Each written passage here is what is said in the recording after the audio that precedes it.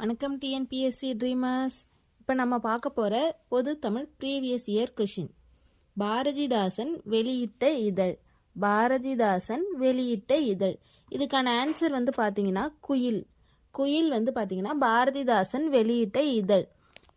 இந்த இதழ் அவர் வந்து எப்போ தொடங்கினாரு அப்படின்னு வந்து பார்த்தீங்கன்னா 1947.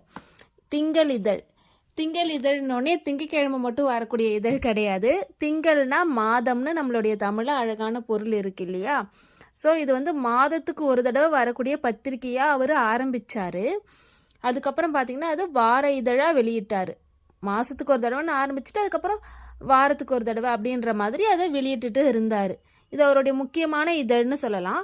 இது இல்லாமல் முல்லை இன்னும் சில இதழ்கள்லாம் கூட அவர் நடத்தினார். இதில் மற்ற ஆப்ஷனும் இருக்கு இல்லையா? அதுவும் ஒரு செகண்ட் பார்த்துடலாமா? தேன்மழை. தேன்மழை வந்து பார்த்திங்கன்னா நம்மளுடைய உவமை கவிஞர் இருக்கார் இல்லையா, சுரதா, அவரால் தொடங்கப்பட்ட இதழ் தான் இந்த தேன்மழை. தென்றல். தென்றல் யார் தொடங்கிய இதழ்னு பார்த்தீங்கன்னா நம்மளுடைய கவியரசு கண்ணதாசன் இருக்கார் இல்லையா, அவர் தொடங்கின இதழ் தான் தென்றல்.